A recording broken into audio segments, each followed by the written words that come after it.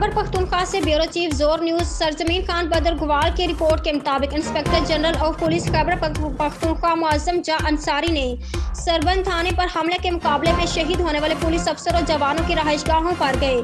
IGP ने शहीद DSP सरदार हुसैन की रहायशगाह मथुरा पेशावर में वाक़या गाड़ा ताजक, शहीद कांस्टेबल जासिब की रहायशगाह वाक़या बड़ बेरकगा वाला और शहीद कांस्टेबल अरशाद की रहायशगाह वाक़या गाँव मथनी गए, जहाँ उन्होंने शहदा के गमज़दा खानदानों के साथ गहरी हमदर्दी का इजहार करते हुए शहदा के बुलंद दर्जात के लिए फातह ख्वानी हुई। पुलिस शहदा की कुर्बानी रायगा नहीं जाए और इस बुज़दिलाना वाक़े में मुलव्विस अनासर को बहुत जल्द बेनकाब करके करार वाक़ई सजा दी जाएगी। IGP ने तीनों पुलिस शहदा के लिए पुलिस शहीद पैकेज के तहत हासिल तमाम राहत और बच्चों की मुफ्त तालीम का ऐलान भी किया। Chief capital city police Peshawar और SSP ऑपरेशंस पेशावर भी इस मौका पर IGP के हमरा थे।